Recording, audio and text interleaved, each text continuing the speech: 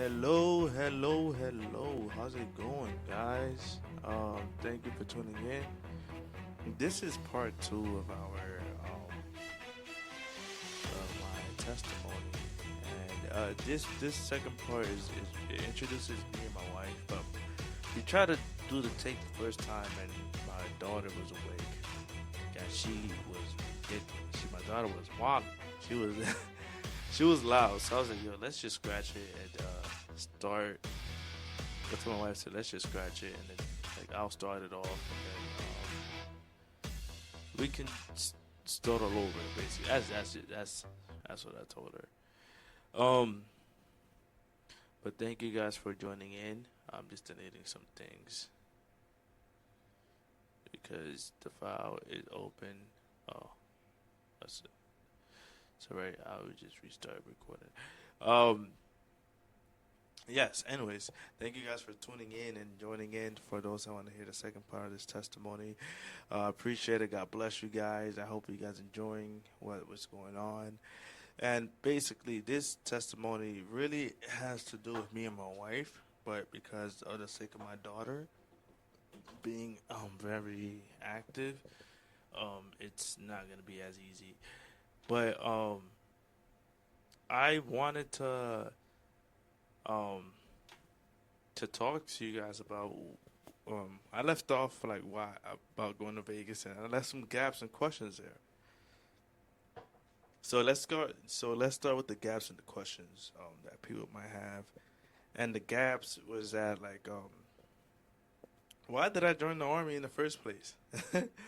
Why did I join the army? Why did I, like, how did I go from being a youth pastor to join the military? Uh, a vice youth pastor, vice presidente, or like assistant youth pastor. Um, Basically, at a point, I'll let my wife come in and explain her part. Um, there was a point where when we was in church, right when started dating my wife, and God is my witness, I didn't want to be in a relationship before we started dating. I remember praying to God multiple times and telling God, like, God, I really do not want to be in a relationship because I want to focus on you. And that was sincerely, you know? Majority of people would say, yeah, I want to be in a relationship. But for me, I was like, no, I want to focus on Christ, I don't feel like a relationship is very important for me at the moment. And I prayed about it because Christ was my focus. God was my focus. And long story short, as I guess a lot of problems started happening once we started dating. Because I guess in the church where I grew up in, they're very strict on how you should date. You shouldn't hold hands. You shouldn't be close with the person. You shouldn't do a lot of things. A lot of rules and stuff that unwritten rules, unwritten rules. That you shouldn't because you fall into temptation and things like that. And I understood the point, but it became very overwhelming. It got very stressful because not because of that, but it was more so because at a point when once we started dating, and I asked God for confirmation because I didn't really, like I said, I didn't want to date, but the moment I started liking her, I'm like, God, like this cannot be, you know. And so I would ask God for confirmation, and God answered each and every one of my confirmations. I kid you not, each and every one of them. And one was like, I was driving the church van at this point, and I asked God, like, God, like if this girl is meant to be it for me, like you'll allow her to ask me. Not. I told him that she'll ask me to take her to church because um, driving the church van, I had a responsibility to take people to church, and I was visiting her church, which is the sister church of where the church that I went to. Mine was the mother church, and basically I asked, I was like, hey, do you want to? Not that I asked, I told God, like, God, if she asked me, then this is a sign. So she asked me, right? I went to her church just to visit because they gave me a part. us apart, and so I had the van to go back to Manhattan, and she asked me, "Hey, do you want to?" She said if I could take her home, and I was like, "Damn!" Like, yep, that was a question that was missed. And then as soon as I got to her house, she asked me um, if I could take her to church afterwards because she's wanted to get changed and to get ready for the service in the church that I went to, and because her service just ended and mine started a little bit later. Where I went started a little bit later, and so I was like, all right. So I immediately God surprised me with that one. It was interesting the way that happened, but that happened, and then I eventually, and then there was another sign I asked God. I was like, God, if she asks me, if she wears the same color as I'm wearing, that's a sign. And she wore green, and the same day I wore green, and there was so many more confirmation from God about my wife. And this is for I'm 27, guys, but for those that are looking for their spouse, I guess an advice that I can give you. I haven't been married long. We've been married since 2019. But an advice, December 2019. But an advice that I can give you was ask God first for confirmation. And if it doesn't feel right, it's not right. And then the second thing I'll say is that a relationship shouldn't be your main focus. Your main focus should be God. For me, that's what my main focus. And for my wife too. Like she said that she'll say her side, but she didn't want a relationship, right?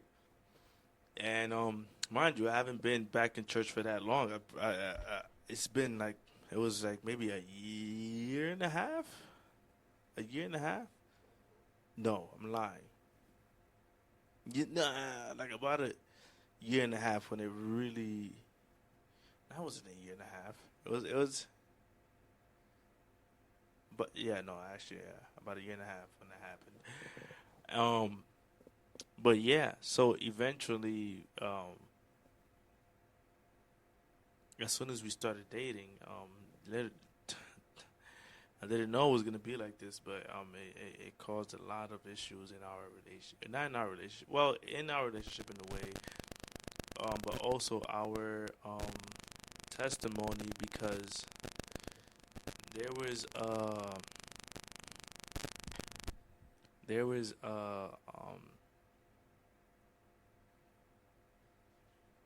gossip. There was gossip about me and stuff like that. It was gossip about who I am and my testimony and things like that. Like, and that really hurt me, man, because I grew up in this church. I was born and raised, and um, once we started dating, that's when it really went downhill for us. And I was like, damn, God, like, if this, like, it, because after at a point, I did question God and I asked God, I was like, God, like, if you didn't want me to be with this person, I said, God, if you didn't want me to be with this person, then why are you letting? No, if you wanted me to be with this person, then why are you letting all these things happen to me? Like, why is it happening to us? And that it was a legitimate question because like we went through a lot, man. It was a lot, and a lot of things had to do with spirit. Like you have to be, of course, taking care of your testimony, but be careful what you're doing and stuff like that. And she fell asleep. I told you she was tired. You should grab that. There's a new ground. Yo, you should have saw the first take. It was terrible. My daughter was,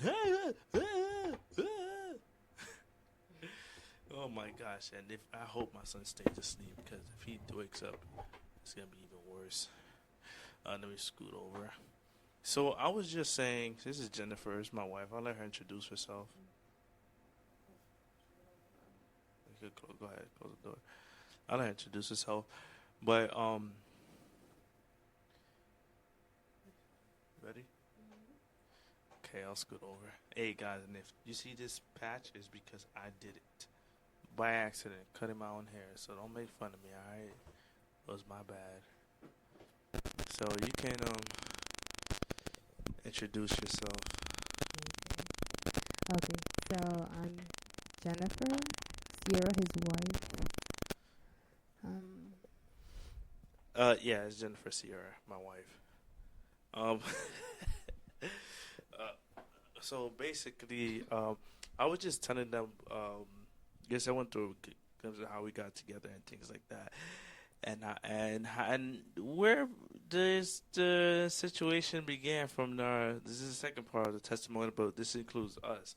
mhm. And we don't have to say too much details. We could just say briefly because No, I want to understand. do it in less than an hour. Um, what happened with how we how it transpired, and basically what happened was that then you can go off of what I'm saying. Once we started dating, a gossip went around about that I was sending her pictures, and I was like, that is insane. And mind you, like I'm a youth leader at this time, and I'm hearing, and I didn't hear this until afterwards, you know. And I really, whoever's watching this and listening to this, even for the people that are from the church, I love you guys, and you guys know I love you. And this is nothing to you or to anybody. This is just a testimony. Testimonies have to be shared. You know what I'm saying? Um, so I appreciate you guys, and I hope you guys forgive me if you feel like this is gonna make you feel angry. So please don't let this be something personal for you guys. I love you guys. At the end of the day, I do. So I yeah. So someone has spread a rumor that that sent her pictures. I'm like, what? And I'm a youth leader at this time, and it caught me off guard. Well, I learned this afterwards, but I knew there was something stirring up. I knew there was gossip going around, and it would quickly escalated to the point where we realized that it was going to affect our our life. And at a point, there was I mean, she's an amazing woman, and I love her. She's a great woman. Um, but at this time, I had resentment because, and she knows it. We already spoke about this afterwards because she was your pastor or your like she was in charge She of her was just like helping out with the church, your because there church. was no one in charge of mm, the the church at the time. Okay, so she was helping out with her church, but then she would go. But she was originally from the mother church, my church, and she told me something that really hurt me. Um, and it was that she pulled me to the side. It was there. I remember it was a Sunday. I believe it was a Sunday, and she said, "Hey, whatever you're doing with her, God sees you. This is and that." And she said, "You know your past."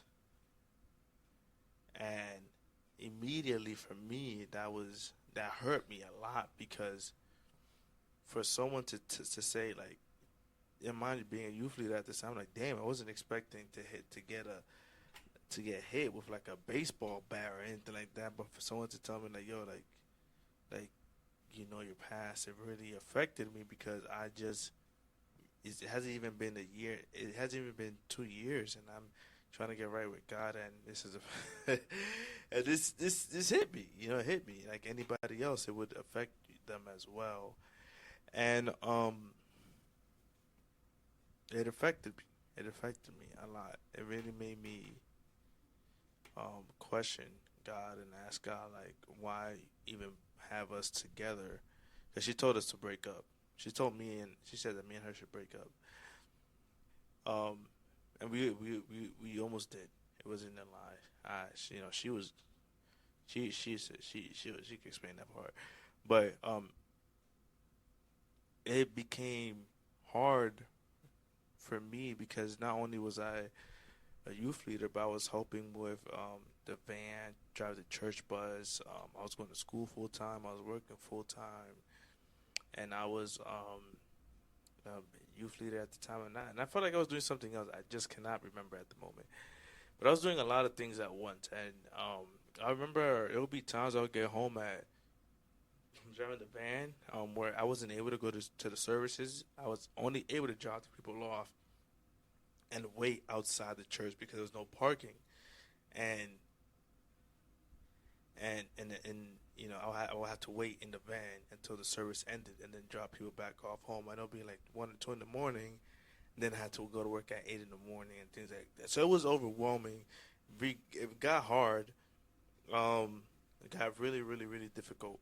So I'm at a point, and this is during this whole situation happening. I remember asking my pastor about um, getting help for the church van because it was too much for me. At least I needed some type of leniency or some type of open um, path for me to drive.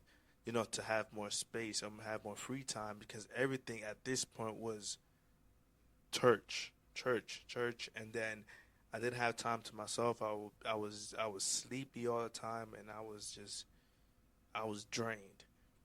And she tried her best. She did try her best. This is the truth. She went around and she asked the pastor asked people, hey, like if anyone wants to volunteer with the van, helping us. And the truth is that no one raised their hand. This was during a service. It was on a Sunday. She's done this multiple times. She's asked people, "Hey, can we get some help with the church van?" And she said, "Can I get a volunteer?" And no one wanted to volunteer. And so that really affected me and how I viewed people in the church because it was like, damn, like you guys just in my head, I'm like, damn, you guys just here do this, do this, do this. But then at the end of the day, I felt like, yo, like you guys are just taking everything out of, and then you guys just taking everything, and I'm here draining myself, but nobody wanted to help. Nobody wanted to volunteer. And so all the weight of everything that was going on with me really, really pushed me to leaving the church. And that was the devil's tactic, is just to, because the devil knows I'm a fighter. So he was like, yo, like, I'm not a quitter. So he said, like, yo, I'm going to make him quit by overwhelming him with all these things. And that was how I left the church. And not technically I didn't backslide. I just went somewhere else to another church. Um, with my wife, of course. But, um, my bad. I kind of spoke OD. But it was like I got it under 20 minutes. So, is there something you want to add? You don't gotta go too detail. I didn't to go into too much detail because like. No, I know. Mm, I don't think so. I'm not sure what I can say or add on. Um, cause we're speaking about what happened that ended up Yeah, leading why us we to left? Vegas. Yeah, how we ended up in Vegas. Yeah. And this was around the time that, because like I know you mentioned about the engagement, Mm. but oh no, you did that during the last one, not this one. Yeah. That's where you left off. So you could say that, and then that really introduced why we left to another church, Yeah. and then why I joined the military. Okay. All right. Yeah. So with all that was going on, That was probably the last straw for me, I guess. yeah. With everything that was going on, basically, I told him that whenever the time came that he felt that he wanted to propose, that I definitely wanted to do it in private, not in public, in front of the whole church, as they were accustomed to doing, just because of the fact that um, I wasn't as one, because I didn't grow up in that church, and two, when I switched over to his church, and when I was going, even then, I wasn't as close or extrovert as most members would be, and then, um, And then with everything that was happening, that made me even more private when it came to, our lives and our dating. And when people would ask, how's everything, blah, blah, blah.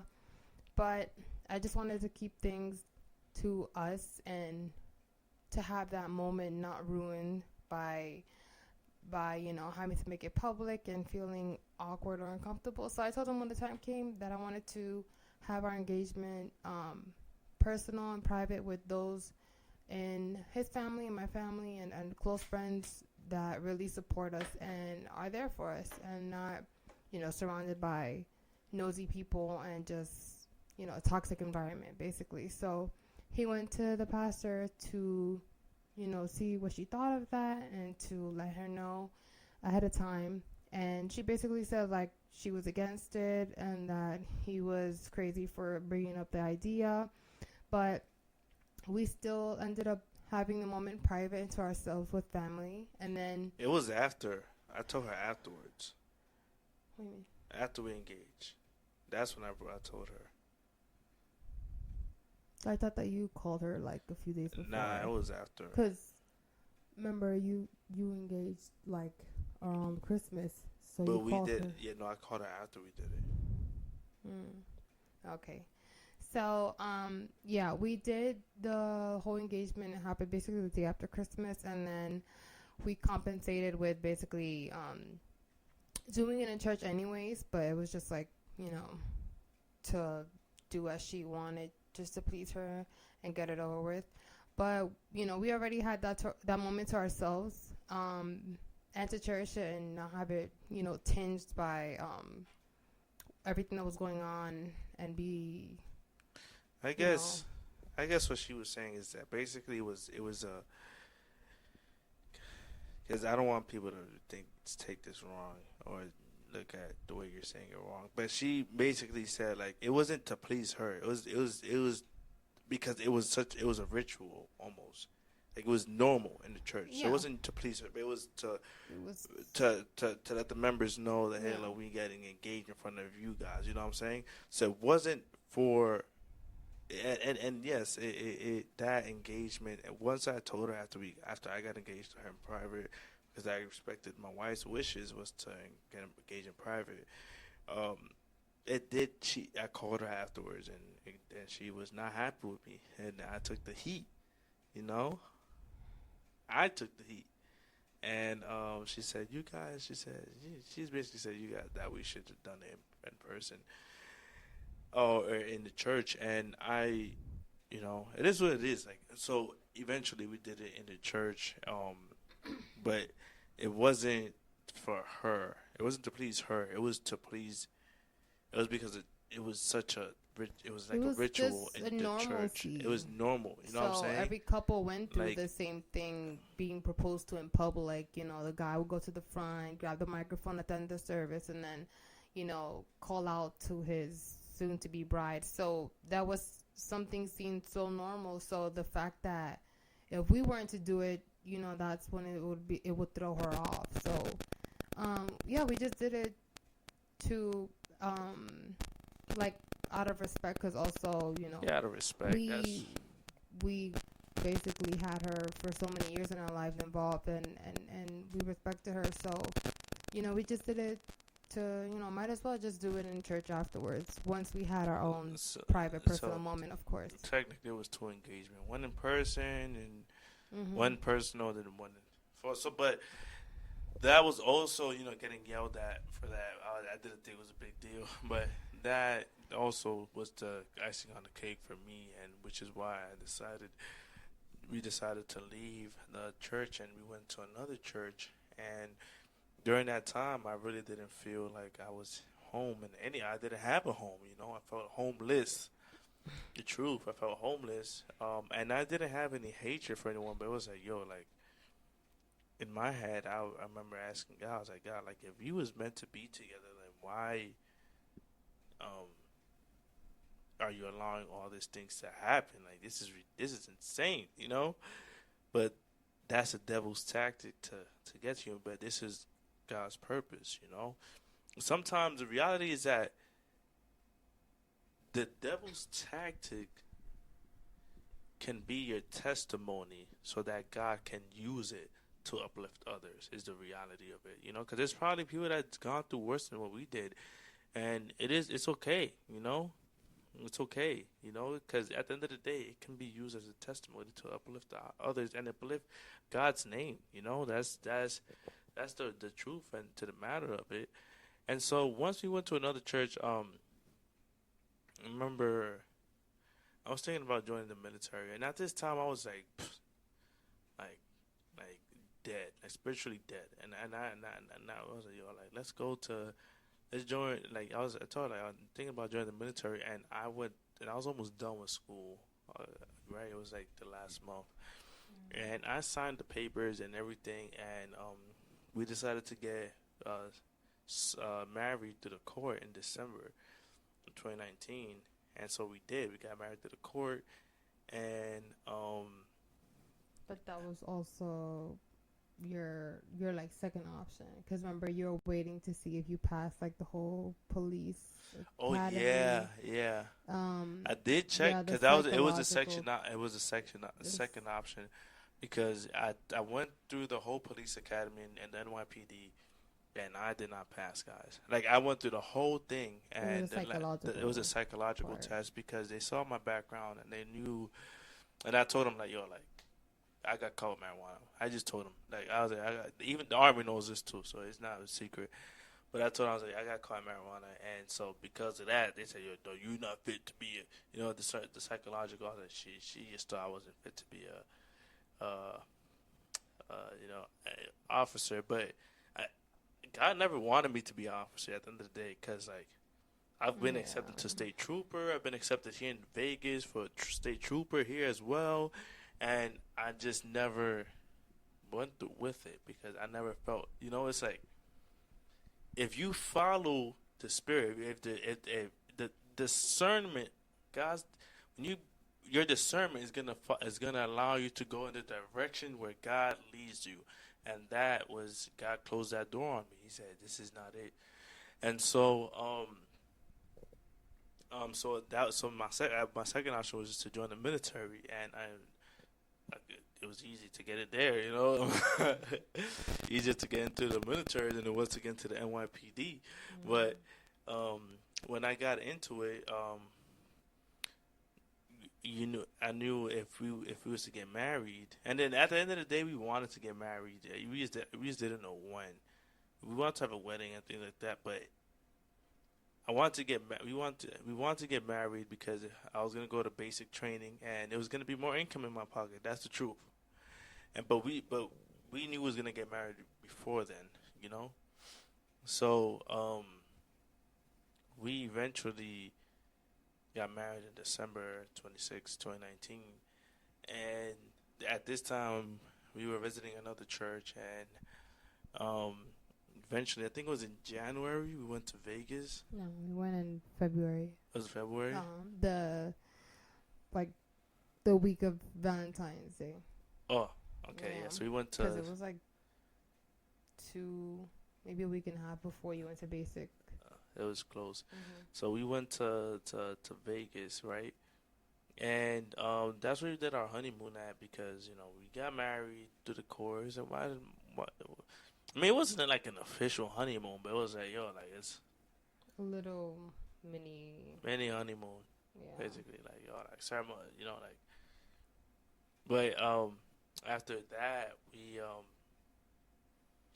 after we got we went to Vegas, I put in an application because, mind you, we was looking for homes in other states.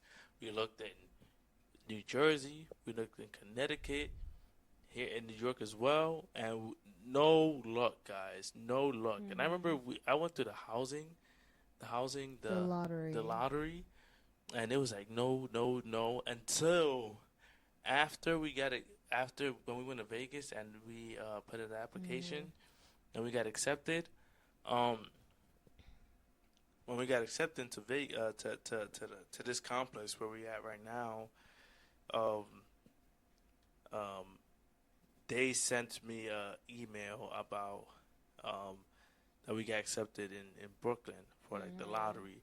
I was like, damn, like not it's too late now. Like, Yeah, and even so, even if we wanted to, we saw that the requirements it was to make an amount of money that was just ridiculous. Like that wasn't gonna happen at all. yeah, it was difficult. But um, when so we got accepted and everything, and then I had to leave for basic training. Like you said, that next week or next 2 weeks. It was in February. I know I left for Mhm. basic, and and our lease was in March. Yeah, March 3rd. March. So my wife didn't have that long to actually move. So I went to basic training, and then my wife went. And then in March, my wife actually moved ahead Mhm. without me. Because I was already in basic training at the time. It was the worst. It was the worst. It was fun though. It was fun. I met a lot of good friends. A lot of you guys to this day, what's up? Um, but um, when I went to basic training, and my wife ended up moving. Now I'm gonna skip to that me basic training because it wasn't really anything that was Mhm. part of this testimony that's gonna stand out. Was that when I arrived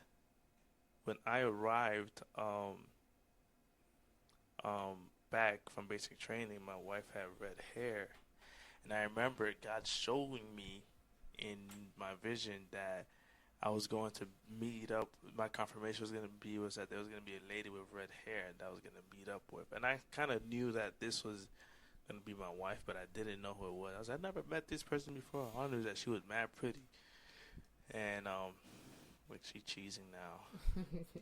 So yeah, that was my. So once I saw her with the red hair, I think I told you I was like, "What the heck?" I Basically she had the red hair, and I was surprised. That was just the reality. I was surprised. I was not expecting that at Yeah, all. well, first because you saw it through letter. Because remember, we Yeah, were but exchanging letters, so I had the option to also send pictures. So I took a selfie and I sent him in a I letter thought it was a filter. separately. I said, I did something to my hair, yada yada, and then I sent a picture afterwards. And then, yeah, that was when he saw it. Isn't the Um, letter? yeah, Oh shoot, I'm because bugging. then I said we it was went afterwards, but when well when we were guess. gonna meet up for the first time in New York when he got out of basic. I had dyed it to black with my ends blonde because I guess we were gonna see family, so I guess not to look too crazy. I like put it black with the ends blonde, not to overdo it. Yeah, but um So yeah. in other words, she had red hair and she surprised me. So that's the. If I mixed it up, I thought it was afterwards, but I guess it was when she sent me the letter. Yeah. I forgot about that. But I was surprised. I was not expecting red hair at all, and um, but that was God's confirmation. Like, hey, like this is meant to be. This is the reality. This is the truth. And that we were supposed to be in Vegas. Us too. Just us two. Um, huh? Yeah, I did. That's a TV, guys. So, afterwards, once, so we're in Vegas now, and this is the truth: is that we came to Vegas for with the wrong reasons. It's no reason. I mean, we came for the wrong reasons.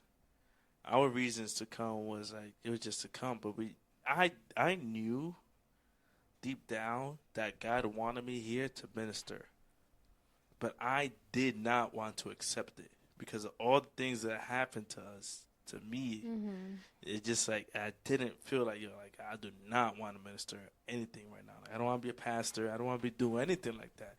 So we came for the wrong reason. We came, and maybe there's somebody right now and that's watching this that you are in a place where you arrived and you're there for the wrong reason. And God is saying, hey, look, I brought you here for the right reason, but you got to recognize, just like me.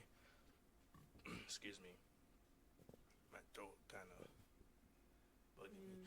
Um, but once, but being here, being in Vegas for the wrong reason, um, we ended up, we was going to church. We was going to church. We was going to a church, and it was a nice church. It was an amazing church. But every time I would step into the church and go to the church, I would always think like, yo, like I'd always think like, yo, like God wants me to be a pastor, but I'm here just being a member. But I really did not want to do it. Um, and once she got pregnant and we was ready to have our son, his name is Grayson. I decided that we decided it was best to move back closer to family. And in doing that, it was the wrong decision because God blessed us so much when we came. Like even with not doing His will, He blessed us a lot. Like I had three Mhm. cars. I had a second stream of income, and it was good. But Yeah. when you go on your own understanding and not what on God wants you to have, it's like you make a rational decision. And God tried to stop me from moving out of Vegas, but I decided like no, like I want to do this anyways. Yeah. So we decided to move closer to family, and that was a mistake because it really we ended up going from South Carolina then to New York. Um, and in both locations, we went to South Carolina for 2 months. We went to New York, and I'm not gonna go in detail with those, but because we are on 36 minutes. When the moment we decided to move, we really made a mistake because we thought we was gonna get help from our family, and the reality is that not that our family couldn't help, but it was that everybody already had a Mhm. busy life already. It's like it. God had to teach us we have to trust in Him and not on man. Mhm. Do not trust in man, which is why I read in Psalms 60, I think it was 60, yeah, Psalm 60 in the last testimony, because he said, "Do not trust in man. Do not trust in man," and we trusted in our family member, and that's like God was saying like this that was wrong. Why not trust that I'm gonna take care of you? Yeah. You know. It was just. It was a lot of voices, and then when the voices are from family members, so like all the time, um, his parents would be like, "Oh, your place is over here," because at first I hear we voices in thought my that head. we could My be bad. the first ones to Randy move Orton. to like North Carolina, South Carolina, because when we had Grayson, his parents visited us there to see him, and then they were talking about moving there afterwards. And so we thought, okay, maybe this could actually work out. But then, not so long after that, that's when we got to New York, and then it's like, yeah, that's not gonna happen. So, um, everyone was just busy doing their own thing, working a lot, and it's hard to even see family members when you want to see them, or like We have both was working full have times. grandparents see, their grandchild. And it was just very rough to try and create a foundation for us as a family of three. And Hmm. not only that, but a short time afterwards, that's when I found out I was pregnant again, and it wasn't planned. So it was even more stressful because it was like I had an interview um, afterwards from that, and I was already expecting, to have morning sickness or all day sickness again. So it was very chaotic. And then we were staying at his parents' place, and then, We they, didn't have a home. That I think that was the yeah, really the smack to our head. yeah. Was like you want to make moves without trusting him, and God look here, Mm. Toma, and And we were staying in then, people's houses. yeah, and then it's it's a headache because we had to keep on transferring belongings from this place to A lot that of money spent on place, moving. and then like stay over his parents' place, bring over our belongings. We stay over at my mom's place, take over belongings, you know. So and then it's not only our things, it's baby stuff as well. So we had so much extra baggage physically to keep on carrying every weekend when we would exchange places where to stay at. Yeah, because we would And like take turns. Like, hey, you yeah, can stay in your mom this week. Not stay. We will stay in our mom yeah. this And next week. then um, at one point, um, a lot of our stuff got wet because it was a flooding at his parents' Boy, place. that was the worst. And um, yeah, I think that was one of like the breaking points for me. It's because we didn't have our own place, so it wasn't like, oh, that could have been avoided, or you know, we didn't have anywhere else to go to. And I So lived at the projects. during that time, She didn't we like were it. looking at Going no, up in the hood. no, I did not like it at Pow, all. pow, pow. Shoot, shoot. Never, never again. During that time, we had looked at an apartment that one of his coworkers had like suggested. I guess that one of our friends had available. That was 2 bedrooms. So we saw it, and then we were in the process of waiting to see what the lady, you know, came back with. Worst decision. Oh, it's a And blessing at the same time. because of that flooding that happened, I was just like, I hope she says yes, and then we say everything's good, let's go, because I was over it at that time. Oh, and we went back to the church at this time. Yeah, and then we were going like every Sunday, every now and then, To the because church where I grew once up I in. had the all day sickness, I was not going out and about. And we went back to my church, yeah. Yeah. Yeah, so, long story short, we got accepted into that apartment. And that was like ese era el enemigo. Ese fue. I'm not even say the word, man. That's a dang devil, man. But it was basically I had to get a lawyer because the lady, it wasn't her apartment. She didn't even own it. Just fraudulent. It was fraudulent. But I paid $3,600. I lost $3,600. But we stayed there for 7 months. So in reality, it was like, and then we saved our money. Yeah. But you lost $3,600. But how much did you get back? You know what I'm saying? But in this situation, I kind of learned that I do not want to be a lawyer because lawyers are greedy. Damn, they are greedy. Not all of them are bad, but like, it was a mess. So eventually, it was a big problem with me and the landlord and whoever lived in that building. Cause like a family, it was and I had legal rights to stay there, but it was such a bad situation because it ended up boiling inside of me. And I told them I was a Christian and I told them I'm praying for them and things like that, but they were letting themselves be used by the enemy. And I'm like, God, please, yo, like this is the worst. And so, God had to allow for us to go through all of that to realize that, yo, like, this is not where He wants us to be at, right? The apartment, the job that I have over there in the law firm. Like, I was working at a law firm too, guys, at the same time. I said the apartment and working at the law firm, and I left just in time because, surprisingly, I think a few months later, they let go of everybody in my department. So I left in time. No, remember, because you had. No, that was a few months after we left. Oh, you're saying afterwards. Yeah. Yeah, but you left because. I left because it's toxic. That's it. It was just toxic. But it was like everything that I thought was. Here comes the. Everything that happened to us, like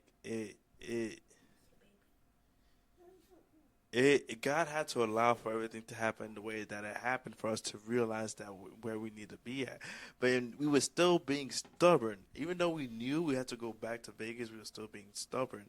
And so I got an opportunity to go to Park City, Utah. And I'm thinking Utah is cheap, right? I'm like, yeah, let's go to Utah. It's probably affordable over there. Yo, I mind you, I lived in Vegas, but I never like stepped foot in Utah.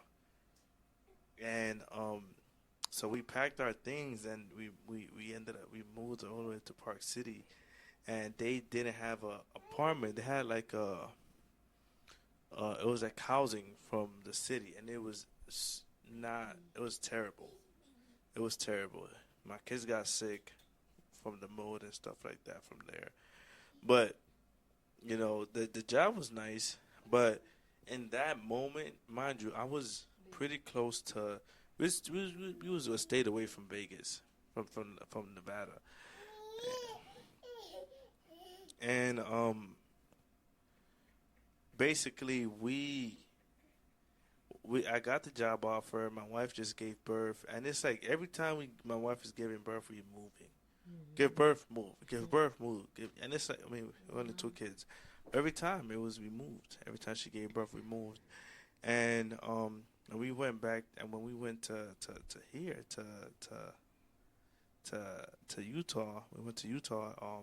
It was not a smart idea because not that it wasn't a smart idea, but gotta open the door because what he was trying to do is allow us to go through all the things that we went through to show us where we actually belong. So it was almost like we went full circle.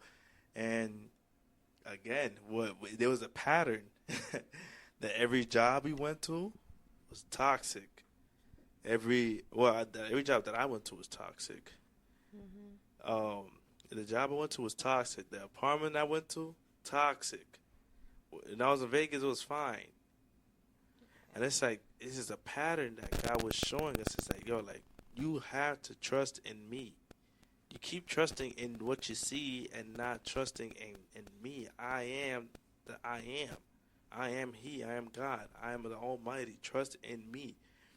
And those two apartments that we stayed in was just toxic. It was a problem. So when we, so eventually, this is where our testimony, and we're kind of close to where we are. It's gonna be a little bit more than an hour. I know that for sure. But basically, me and my wife, te diste en la cabeza. She got hit her head, babe. I told you. She like, toma.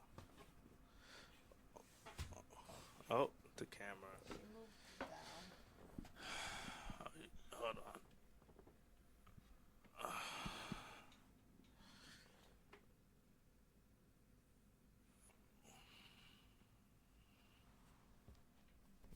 Good? Is it still blurry? No, no, no, it's good It looks a now. little bit blurry. You're gonna have to. Yeah. Okay, sorry. My daughter just kind of wrecked this place. Jesus.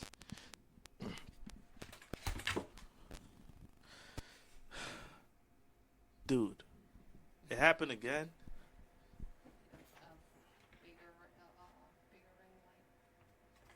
Need a bigger ring light.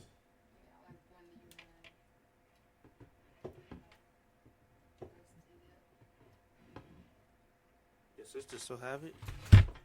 Yeah, but remember, it broke. She broke it? No, no, no. The thing is like it came apart. Okay, we're gonna have to do it from here. Cause I'm sorry, guys. This is inconvenient. You can continue while I fix this on why. Yeah, and about like So you're going to marriage speaking. counseling and things like that. Okay. So yeah, moving twice. Fresh postpartum. Highly not recommended. Because each time, it was very um physically hard for me, emotionally hard, and mentally hard because it's like we're here figuring out moving, big move. Not like, a little drive to a move nearby. It's like a whole other state move and flying. And at the same time having to take care of a newborn and feed it and figure out all the newborn things that we got to figure out. So it was very complicated and hard. So the second time when we moved to Park City, I was home all the time, and then being in a tight space with a newborn and then 1 year old, it was very complicated. And then um, we did make the best out of it, so we would go out and about every now and then. But then it came to a certain point where it felt almost like claustrophobic, just because we had all our belongings in the space that was considered like our room, because it was like a one bedroom that they gave to us. And then Sorry about that. we ended up I put the mattress at the living room because I told them, basically might as So well it was a studio. set it up like a studio. Basically, we stayed in the So it can studio. work for us, and we can have our belongings, and we don't have to put our belongings like in the storage, which is what they ended up afterwards, telling us like, oh, put your stuff in a storage because it's a lot of stuff. But in reality, it's not a lot of stuff if we were to have a full size apartment with closets. It was basically that. Damn, the camera went down a little bit. All right, it was yeah. We was in the studio and it was just terrible. So like I said, both apartments didn't work out, and we had to go to marriage counseling. Yeah. I think that was the biggest thing for us, is that we had to go to marriage counseling because we were struggling a lot with mentally, and then with a newborn, a daughter, and then my son that was there, and and ultimately, like, I was working a lot, and it was like we was working, and like on Sunday, I was working on Sundays too, so I wasn't going to church at this time because I wasn't able to, because my job required me to work on Sundays. On the weekends, it was But bad. even so, there's no Christian church But, in that well, area. not that there's no Christian It's church, is that all Mormon. it's, yeah, I guess that's true. It was. Yeah, and we were in Park City, so we're surrounded by ski resorts and all that Yeah, we was in Park City, very rich and it was area. snowing a lot, so going out with the newborn and It was- toddler with the snow was not going to be. Yeah, it was. So my Easy wife at was all. stuck at home a lot, and then I would be working. It was snowing a lot, and she was with a newborn. So yeah, I guess you guys can get the picture. And we wasn't going to church because I had to work, and it was just newborn. It was a lot. But like I said again, God had to allow us to go through each and everything that we had to go through for us to realize that we shouldn't be doing things without trusting in Him. And at that point, we got to a point where like our marriage became hard, very very hard, and at a point, I told God, we went to counseling, and I prayed, and I told God, I was like, God, like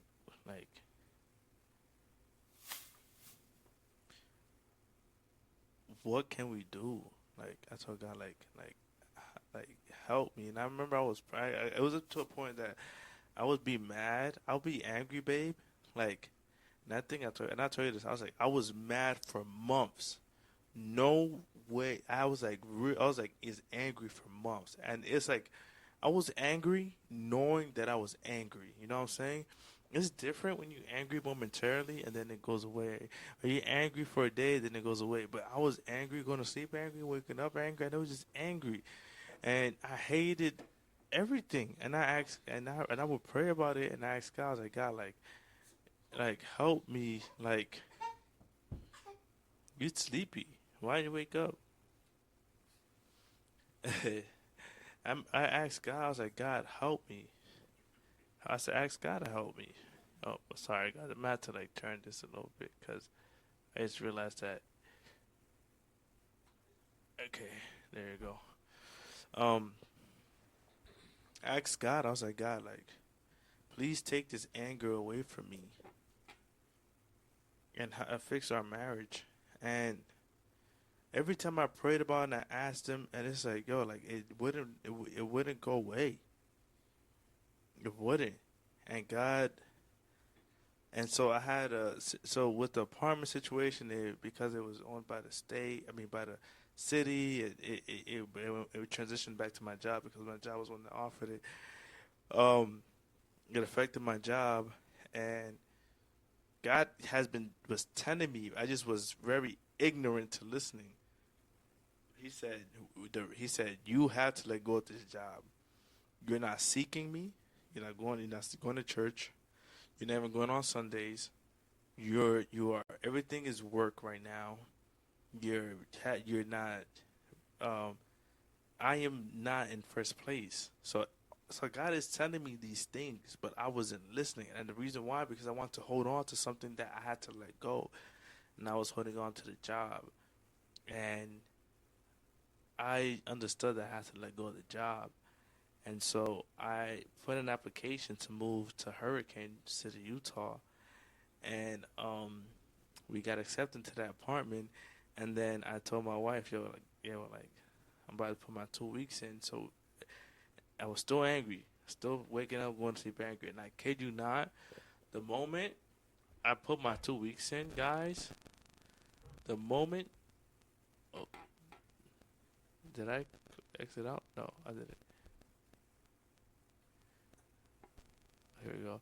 Yeah, I was saying the moment that I put my 2 weeks in, I realized that I weight, all that weight. Sorry, um, all everything that was became overwhelming or became like that anger, bro. I kid you not, it just left. It left. I didn't feel angry anymore. I didn't. And it was, and but God had to show it to me and let me realize that, like, you have to let this go. And the moment I became obedient and let go of the job and just put my 2 weeks in, I felt free. I felt happy. And so now I moved to Hurricane and I don't got a job yet. But I interviewed for a job. But I don't got a job yet. And I'm like, but my trust in, and we moved already. I said, I don't know how I'm going to afford this, but we'll figure this out. And and so like I said, I already had an interview. I'm like, yo, God is going to give me this job. Like, there's no way I'm not going to get this job. Like, if God allowed for everything to happen and told me that it's time for us to move, like, He's going to give this job to me. And I kid you not, like we was there, and 2 weeks after me being not working, I got a phone call to start working on the 25th of July, 2023, and and now we're 2 hours away from Vegas, right? 2 hours, and so we moved to. So when we moved to Hurricane, it was amazing. It was a good job. I was a counselor. For the state. I was working for the state, and it was it wasn't great paying, but it was good. I didn't complain. I'm grateful, and I was happy. I was happy there. But then in this moment where uh,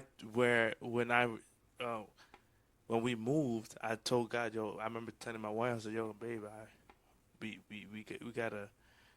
I surrender. Like, we can't keep running away. We gotta give in. And then I told God, I said, God, I surrender. The moment we moved, I said, God, I surrender. The moment I put those 2 weeks in, I said, God, I surrender. You win. I give in. And that was the beginning again of my revival and just being a minister, being obedient to the word of God, being obedient to Christ. And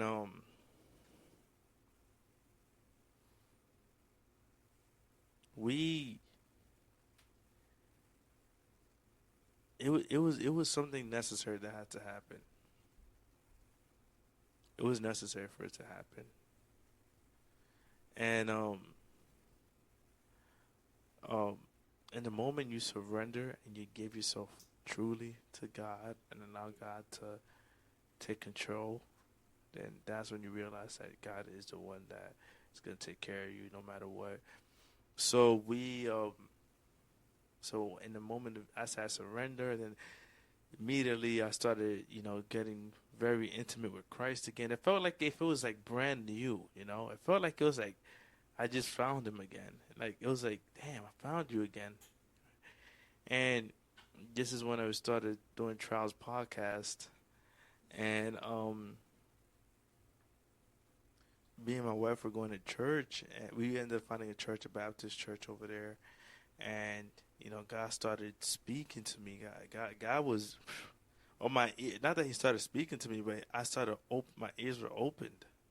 God's always been speaking to me, but now my ears were opened, and long story short, God revealed to me what is the true definition, the true meaning of being a Christian, a follower of Christ, is understanding that there's a cost to it, but in that cost we must be obedient.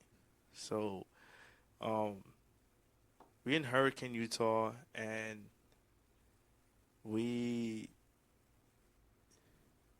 I have a good job. Now, do you want to speak? Do you want to speak? She's gonna speak from the side because she's feeding the girl.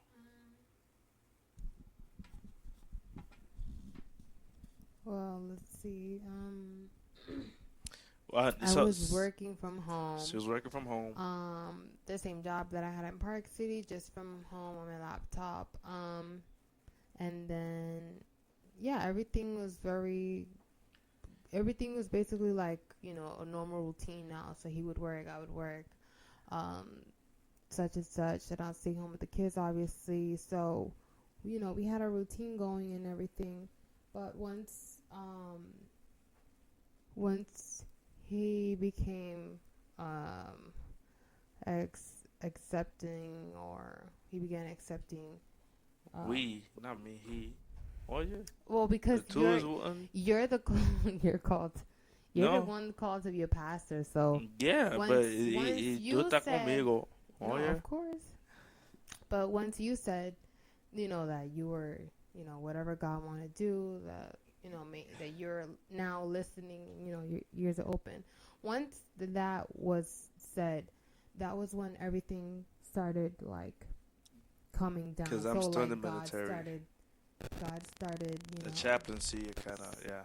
putting things into play, and like connecting the dots basically. So one thing would happen, and the next thing would happen. So it was almost a daily occurrence of him Getting doing revelations. things and fulfilling things in order to put us at the point that we're at right now, which is back in Vegas. So it was like every week he was, giving us a message, or clarifying stuff, or revealing things. And so we would speak about it, and then the main thing that stuck out naturally, because it was so repetitive, was just visions or dreams of us traveling, and then Coming back to Vegas. and leaving. And it was different though, because this time we saw ourselves leaving, but it was leaving with direction. It wasn't like us leaving without clarity and leaving on our own, or because we decided to do so.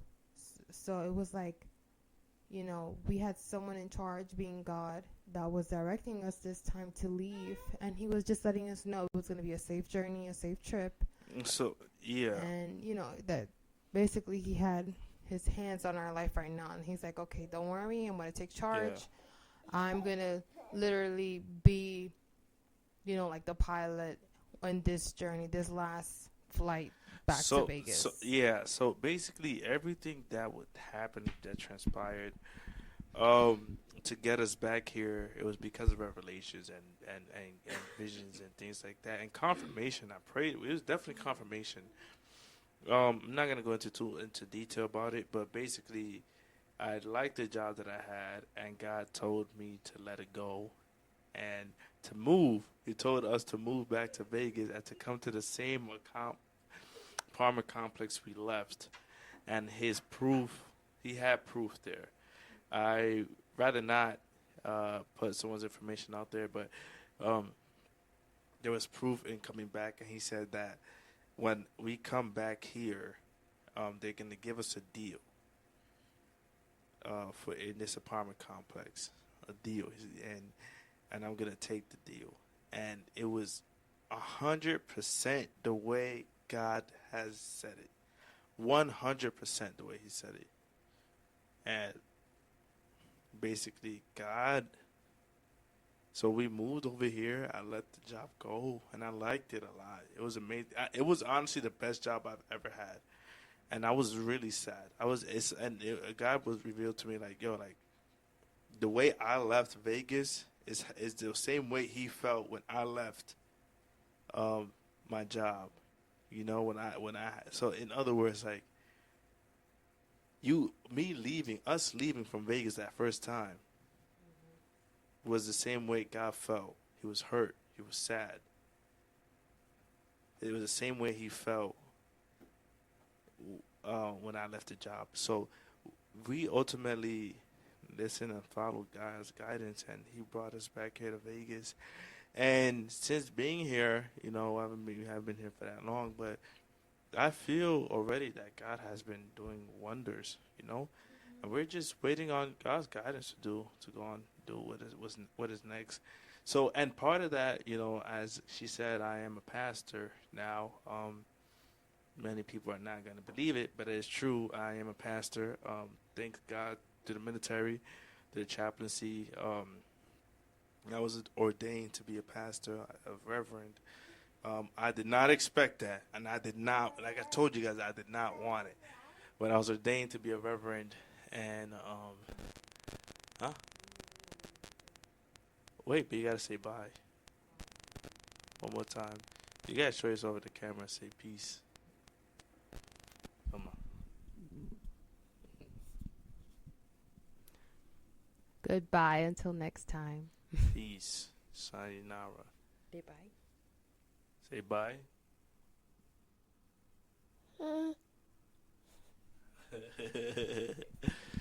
Yeah, all right. I'm almost done, guys. But basically, yeah. He allowed me to, and I have my certification. It's not like, oh, you could print one out. No, I actually had to go through interviews and things like that. But I didn't expect to be a reverend. I thought I was going to be a minister, something simple, you know, because I needed it for the military. And God surprised me when I was in Hurricane, but He confirmed it over there that this was going to happen. And so, through His grace and glory, you know, I'm blessed to be in the position that He has given me. And it's like this position comes with a lot of weight, and I'm thankful. I'm thankful, and that's why I say, like, you know, to be you know, this is like my testimony. And I don't hate anybody. I don't have any hatred. I don't hate or I don't dislike anybody. And even to the people that, you know, that did hurt me back then, I forgave them, and we've spoke about it. So if anyone is interested or is going to say something, don't, because they're good people, you know. They came to my wedding. You know, I invited them to our wedding ceremony, and it went well.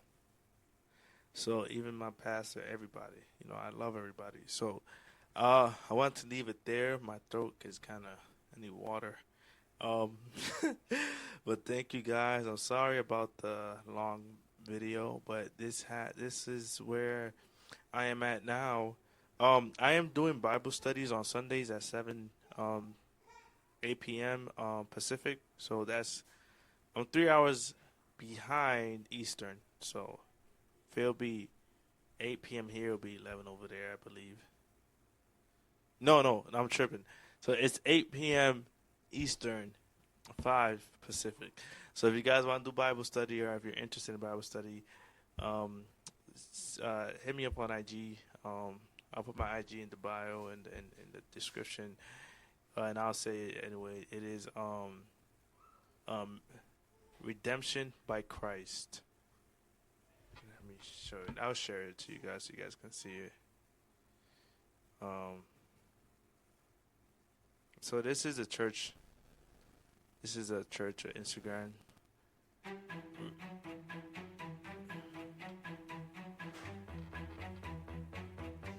It's just redemption by Christ. Um, so if you guys can go there and just hit me up there, I'll be willing to give you guys some Bible study. But God bless you guys. I hope you guys enjoyed this long video, and I appreciate you guys. May God continue guiding you, and if you need prayer, don't hesitate to ask. I am here to pray for you and your loved ones. I love praying. Okay, thank you guys for everything. So yeah, God bless. Peace.